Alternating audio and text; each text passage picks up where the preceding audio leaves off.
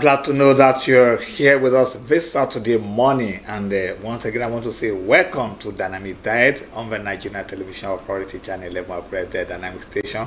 This is a program that makes your Saturday morning enjoyable. You know, there's never a dull moment on this program. And today, welcome you to this program. I am Nta Akure, and of course, I'm here with my, like I would always call her, ever smiling, ever radiant colleague. All right, so welcome to the show where story makes impact. You know, we are always here to impact, inform, and educate you on this show. My name is Fola Shadi from Akinwa. I urge you to sit back, relax, and enjoy as we take you on the jolly good ride. Well, today, like we always do, we have several segments on this program. Our weekly mirror segment, and of course, the entertainment segment will be coming up. And the sports segment will not be left out also as we bring everything to your viewing pleasure. But before we continue this morning, I want to remind us, Yes, International Day of Living Together in Peace. Wow, living together in peace. It's very necessary. And it's very necessary. We need to live together. You know, in the world where crisis, violence, acrimony, everything is all over the place. Nations fighting with nations, religious intolerance. Even in the family. Yes, so I'm just coming down. Yes. Even communities fighting communities, individuals fighting individuals, all these things we need to look at, even among couples. Yes, that's what I was saying. Yes. So the thing is that if you work on yourself, you'll be able to impact others. Your emotions, even siblings, even in the school, in the workplace. So it's very necessary we live in peace. Work on yourself, work on your emotion. When you are happy, other people around you will definitely be happy. Even when you see things that naturally do not go well with you, we should have this, this ability to curtail your emotions. And also reason that the other person too might have some other things he or she is going through that is not making the person to do what you expected from them. Yes. So we need to learn how to live together in peace. So on that note, we're going to give you this short video, to at least emphasize the significance of living together in peace. Please don't go away. Imagine all the people living life in peace. You may say I'm a dreamer, but I'm not the only one. I hope someday you'll join us, and the world will be as one. It all started with the idea to mobilize every year the International Day of Living Together in Peace, celebrated by people, by all religions and cultures throughout the world, to promote peace, tolerance, inclusion, understanding and solidarity, to live and act together, united in differences and diversity, to build a sustainable world of peace, solidarity and harmony. On 8th December 2017, all 193 nations of the UN General Assembly unanimously adopted Resolution A/RES 72130 and proclaimed May 16th the International Day of Living Together in Peace. Since 2018, more and more people have been celebrating this year on May 16th in more than 60 cities around the world. The day aims to promote peace, tolerance, inclusion, understanding and solidarity, and serve as a means for a common and harmonious living together.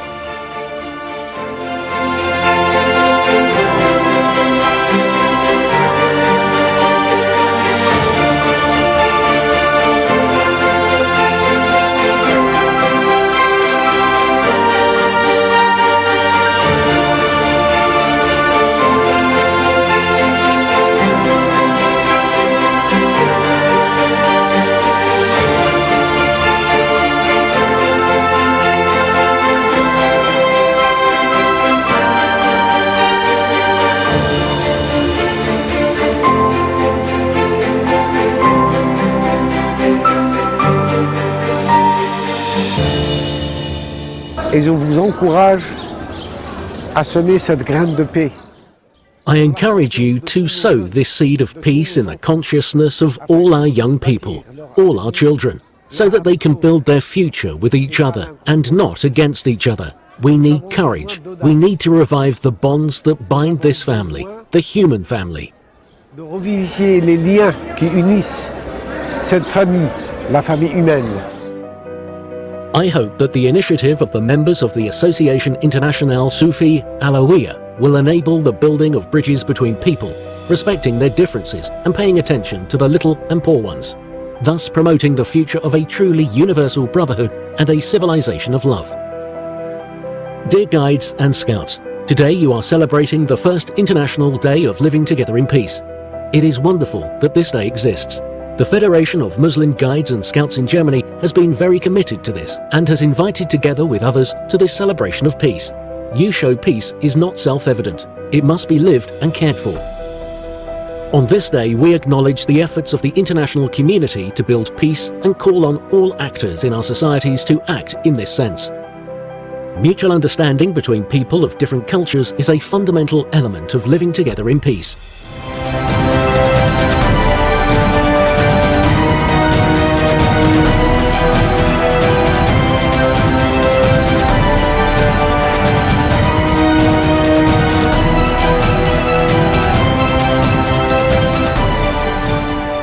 This day is an invitation to everyone. Join us and celebrate the International Day of Living Together in Peace with us.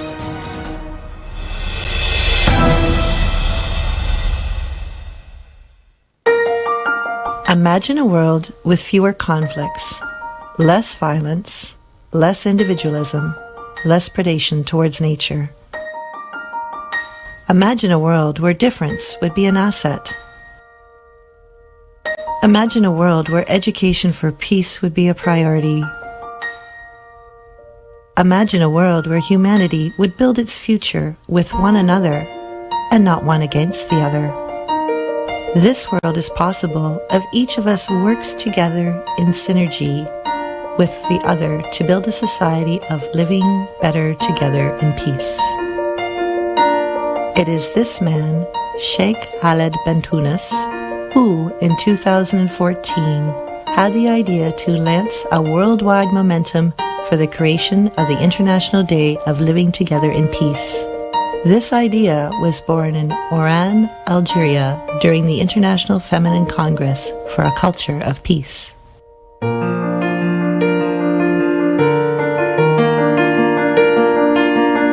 The first action was to launch an international awareness-raising campaign mobilizing all parts of civil society. March 2015 saw the first presentation of ASA International NGOs project. Several events were organized around the world, bringing a growing support to this initiative, particularly in France,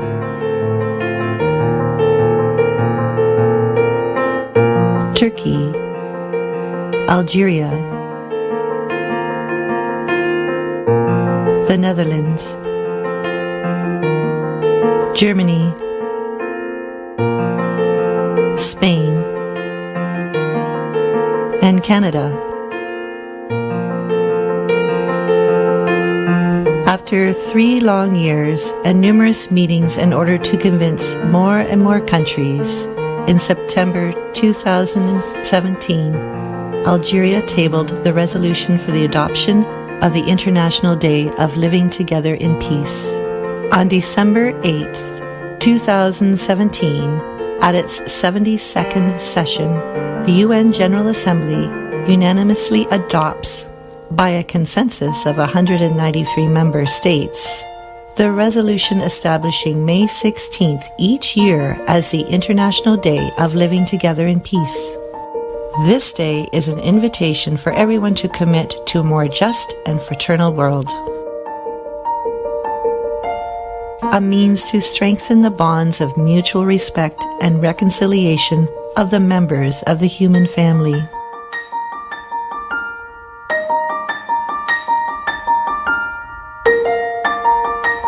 Let us commit on May 16th to join our efforts and face the challenge that awaits us. All of us will gain from this.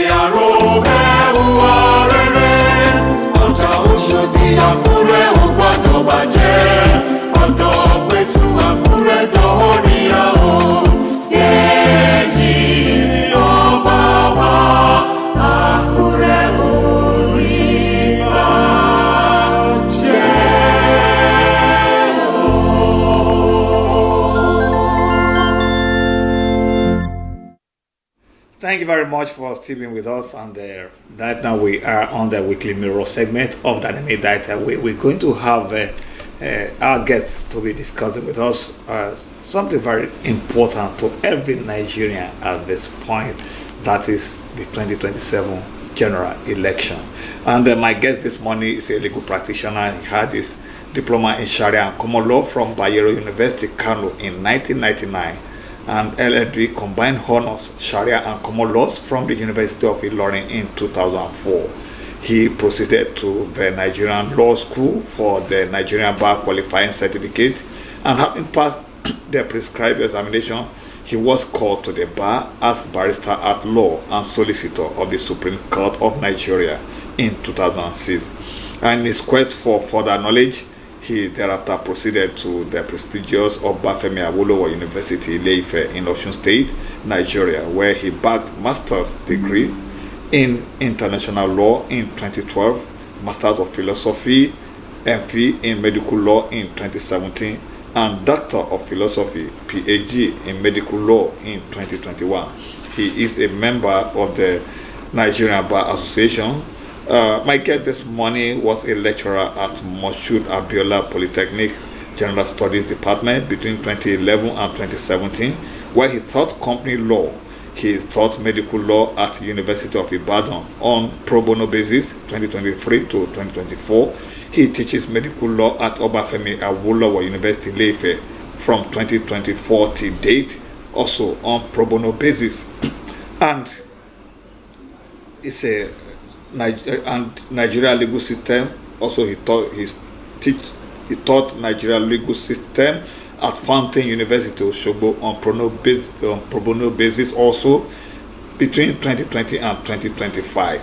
He started his legal practice career as a litigation officer in 2026 and has since been into legal practice and also co-founded law firms.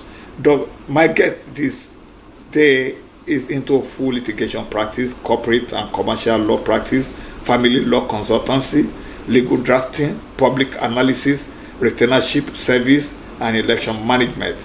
He was a member of the Ogun State Independent Electoral Commission, OGSEC, between 2012 and to 2016. He was appointed by the federal government of Nigeria as Resident Electoral Commissioner, Independent National Electoral Commission, INEC, and was deployed to Ondo State in 2017. He was thereafter redeployed to Oyo State as the Resident Electoral Commissioner, where he presided over the conduct of 2019 general election. He completed his first term as Resident Electoral Commissioner on the 10th of July 2022, and he was reappointed for the second term and was sworn in on November 10, 2022, and he was thereafter posted to Osun State as Resident Electoral Commissioner, where he conducted the 2023 general election successfully. My guest is the current Resident Electoral Commissioner of Ondo State Independent National Electoral Commission. My guest is Dr. Mutiu Adeleke. Olaleke Agboke. You're welcome to the program, sir. Good morning. It's my pleasure to be here. Well, Good morning.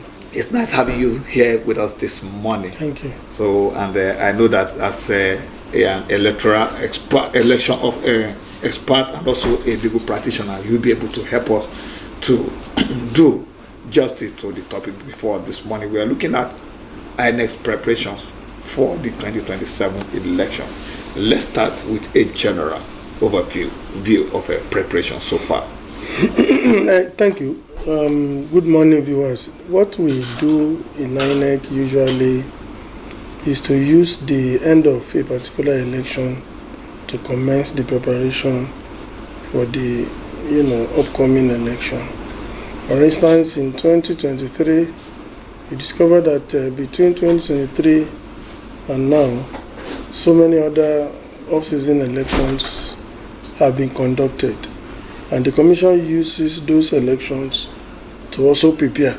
It's not just that we are just conducting those elections.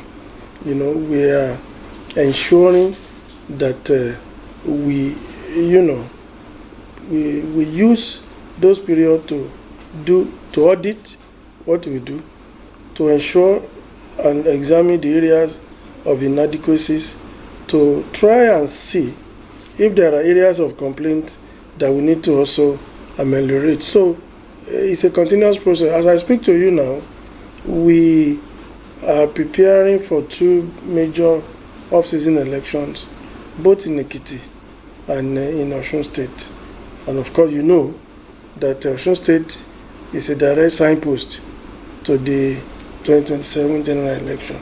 So many, capacity building activities, so many training and retraining, have been carried out. Stock has been taken of our both sensitive and non-sensitive materials. But one major activity that will tell you that yes, 2027 election, general election is here, is the activities of primaries of political parties. As I speak to you now, major players in politicking are already jostling for various interests in various positions, thereby allowing their party to do in-house, process of selecting whoever they want, either to represent them or whoever they want to be the candidate. As I speak to you now, APC is organizing House of Representative primaries today. And of course, as early as 7 a.m., all our staff in Ondo State, they are at various centers of these primaries. I also know that, I think during this week also, PDP in Ondo State will also carry out the primaries. So, primary election is a major thing, and people are already, interested. They are showing interest, not just about the fact that it's about them or it's not about them, but it's about their party. Election in Nigeria is about political parties, and parties have already, taken it upon themselves. So, with this primary, the timetable of 2027 is running, and INEC is prepared. The last elections, I'm sure lessons have been learned from lapses. And looking at your expertise and experience in this work that you do, so how are you trying to make this coming election to be better than last year's one? Yes. As election management body, you need to always learn from one election to another. The only problem is that our stakeholders, they also need to learn as we are learning. But instead of them to learn, they unlearn, And once they unlearn, and INEC is learning, it becomes a contradistinction, situation. So, but we will always try to improve. For example, a lot have been learned about late arrival of materials. Late deployment of men and materials. The issue of security is there. The efficiency and potency of our gadgets, is also an issue. And also the behavior or mannerism of our ad hoc staff, particularly the core members, even non-core members. Because you see an ad hoc staff that will just carry materials and disappear. You will not be able to see that. They won't even pay, the core members. All this we have learned. We are going to ensure that we target those areas and make sure that there is drastic, changes in that regard.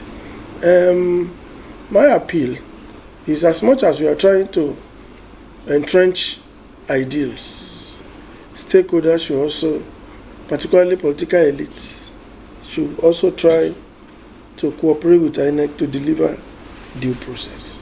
Well, thank you very much for that. But one other area of a challenge also is when you are listening to election results being announced, you hear in a place where you have registered voters of 2 million, you are seeing like 500 people voting. this points to issue of voters apathy. Now, how is INEC at least trying to ensure that people are well sensitized for greater participation in the upcoming election? No, it's not INEC that will drag anybody to come out and vote. It's not INEC that will make it a compulsory thing for you to ensure that on that election day you come out. It is the totality of the stakeholders in the electioneering process. And most importantly, the political class. Some of the wahala, some of the effort, some of the sweat that will dissipate in ensuring right thing is done in election. The major beneficiary, they are the political class. Then you now ask me, I'm waiting for the campaign to start, and I'm going to do what I did in 2019 when I was in Oyo State. In Oyo State, during the campaign, I just carried my star, said, let's go round. We got to 1 or 2, 3 political parties, with all the jamborees, the dancing, singing. And I asked them, you are going to the people. Ask them to show you the logo of the party. Yeah, they are dancing. Out of 10, only 2 people could identify. So when I saw that, I needed to now call meeting of political parties to appeal to them that please, at your campaign ground, if it is just 5 minutes or 10 minutes, do voter education. Tell them how to vote. Tell them how not to vote. Tell them the need for them to come out. To even vote. Exactly. When you say INEC, yes, now, statutorily, because you are the one called, calling for the election. But it doesn't matter. There are other people. The one you have just mentioned now is still a strategy on your part to encourage voter participation. So that's what we are trying to encourage the electorate. Again, what you are also doing is part of it. I don't know where I will get the money to pay for even another 30 minutes or 15 minutes of this your program. So it's your social service to the community for your. So if you refuse to do this, political party also, they refuse to do their own part. INEC alone, well, how many can we do? I've been going around radio stations, making noise, talking to them, trying to do voter education. How many can I cover? In 2017, when I was here, the number of media houses or radio stations I knew then is not the number I know exists today. So we just have to do it together. So to reduce voter apathy, let there be massive voter education, massive voter engagement, and to also convince them. See, one of the things that will not encourage people to come and vote is that they have in their brain already that INEC has written the result. That is only even the 2 of you beside me here, you don't share such an opinion. That the votes don't count, leave INEC alone. But the point is, when you want people to come out, you want to encourage them, INEC must also come out to show responsibility. Show responsibility means you walk the talk. Show responsibility means let people know that their vote will count. If you say that, your conduct must also show to convince them. And what do? We allow them to have access to us. As I'm talking to you, before I leave, I will drop my phone number and drop the phone number of the PRO. My phone number is in the public domain. PRO number is in the public domain. My HOD verb, his number is everywhere. So you can talk to them. People have talked to me this morning. They have sent WhatsApp. I have responded on so many issues. So when you do this, you are trying to entrench the confidence, because the trust deficit is so huge. It's so huge. People don't believe in what election. But you have to let them know that it is their vote. So what I tell them, though some people don't like it, I don't care. Nothing will determine the result of any election, anywhere I am, except the vote of the people. Not vote buying, not violence. So people still count on violence as their strength to win election. And in tackling that, we have to engage the security. And one of the things I've told the security is that, which I want the media to also help us.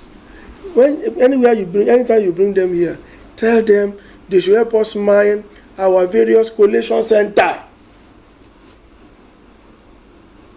Our collation center, most of them are porous during the election. When the police man these collation centers, when the security man them, armed security I'm talking of, I'm not talking of somebody with, at the polling unit, the civil society will say, you cannot come with gun, but you cannot come with condo, not even pepper spray, not even what again? What again? Tear gas. To defend yourself. They say you cannot come there. They can't come there because election is a civil arrangement. And the criminals that are coming with. So for the polling unit, I have no problem. Okay, you don't want us to carry, don't carry it. But at collation center, you must carry armed. You must carry AK-139 or 148. Because if you don't do that, we have experience now. Hoodlums come to the polling unit, they disperse everybody, cut away our resource sheet, and you will not be able to make returns. So when you ask me, what are we doing? These are the practical things we can do. So when you bring PPRO here, sorry, PRO of the Nigerian police here, or you bring the PPRO, or you bring what's it called? You bring the NSDC, their PRO. Tell them this, that INEC said you must bring armed police at the collation center. So this is the way we can. So let's look at official. You mentioned last time that some ad hoc staff, they cut away with the materials and all that. So how do you make some of them scapegoats so that such will not be revisited? No, it is not the ad hoc staff. How can you trace some of this? No, it is not the ad hoc staff that cut away with our material. It was those hoodlums that invaded and overpowered the officials. Well, okay, thank you very much. So they will go away with your material. But there's nothing you can do. There is an issue I also want to raise. You talked about, if you look at most of those problems we have, it is the political class that creates most of them. We must just be sincere. They won't agree with you. We must just be sincere. Now, over the years, sometimes some people are caught whether in process of vote buying, some in trying to perpetrate one election crime or the other. Have we been able to trace them to somebody and that person being punished? Not the person that was caught down, but the person he or she is traced to, or the political party he or she is traced to. Have they been punished? I like the media. The media always want you to do what Napoleon could not do. But we can do it if we have a synergy. We have a committee. I bring NTA, I bring Positive Radio, I bring Orange, I bring the SCPC, EFCC. We now have a way of tracing such person to somebody. Then why not? You can make somebody a scapegoat. But for now, not for now. All right, so let's look at the issue of voters card registration. So how far has INEC gone, and with people who want to do transfer of voters card? Yes, thank you, my sister. The continuous voter registration commenced as the third phase, and the last one for that matter, we have commenced, is ongoing as I speak to you.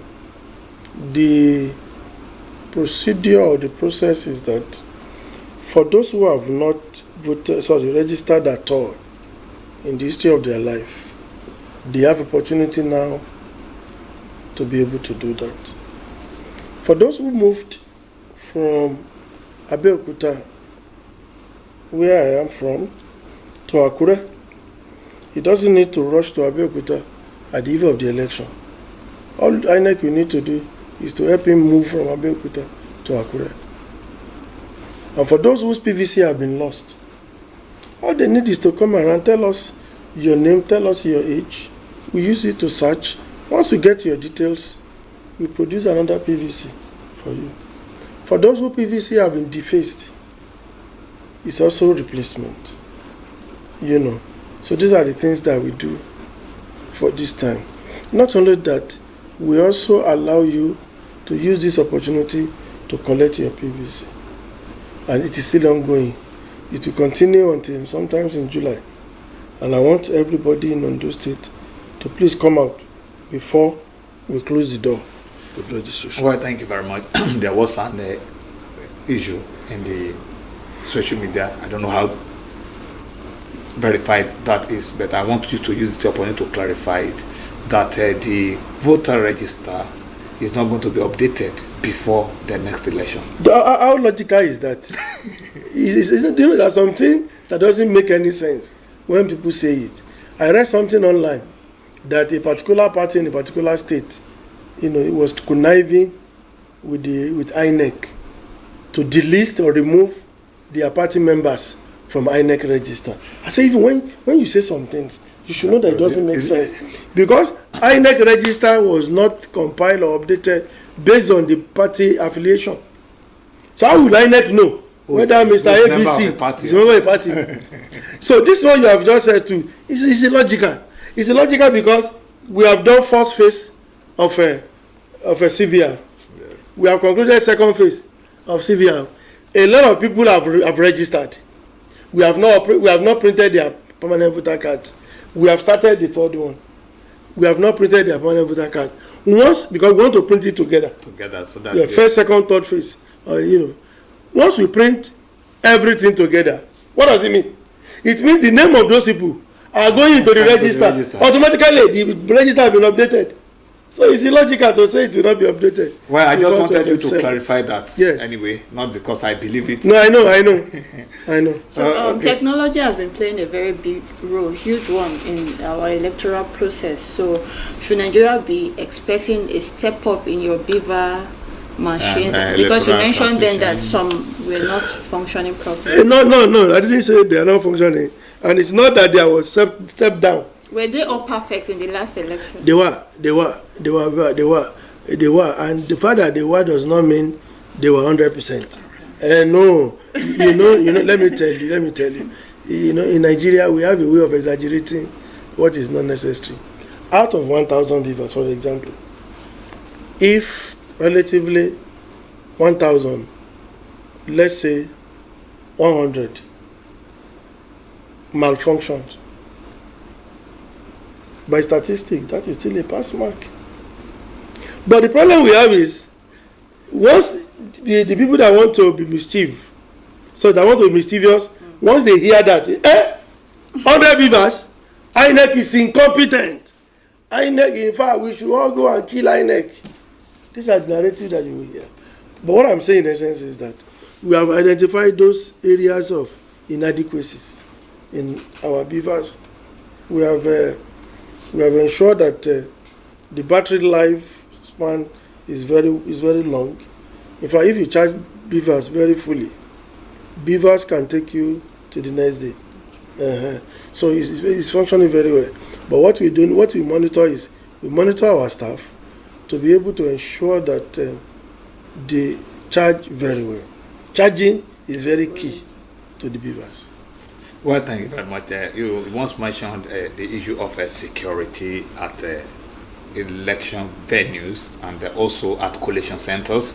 Because you mentioned to us that whenever we invite maybe any of the security agencies, we should tell them what you have said. But what is the level of collaboration of INEC with those security agents so that all those things could be at least adequately trashed out at that level? Yes. Even in compliance with the law, because you mentioned that you are very correct. We are collaborating. We are collaborating. It's not because we are not collaborating that I said I just wanted us to be practical about any conversation we are having around the election. We have Interagency Consultative Committee on Election Security that we call ICES. And this ICES is actually one of the platforms for us to address any issue of security that we have in our election. So that committee is headed by me, and also the Commissioner of Police is the co-chair of that committee. We review. For example, now, June 28th, June 28th, June 20, we are going to have Ondo South Senatorial District election. And we are going to have the ICS meeting very soon. So these are the things that we do. Don't forget, those areas, they are riverine areas in Ondo South. Ilaje, Okitipupa, and Co.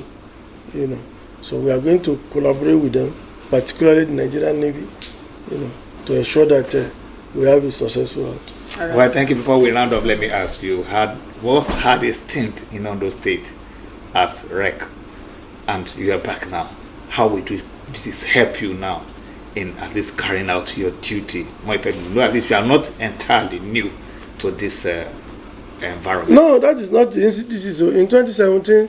I spent barely, I think, 7 months or that's what I say. At least it's still better than somebody that has not even experienced. No, it's better. But I've conducted other, bigger elections. So all those experiences of elections I've conducted, of course, they will come to bear, and they will assist very, very greatly. I'm not a greenhorn, and of course, and Ondo State is a peaceful state. I'll be enjoying the ambience of everything. And of course, the stakeholders here, yes, among themselves, it will be competitive. But with INEC is just to moderate and allow the process. All right, sir. So before we round up the show, what's your parting word for viewers out there? Ondo people, nothing will determine who wins election in this state except the vote of the people. That is the commitment of INEC. If you want anything, you are not clear about it, you can send me WhatsApp. Please don't call. If you call, I won't pick. You can send me WhatsApp 080 374 35 880 080 374 880. You can send me WhatsApp, you can send me SMS. Please repeat the number. 080 374 35 880. Thank you. Well, thank you very much for being our guest this morning, and I hope that when we invite you next, you oblige our invitation. Anytime, any day.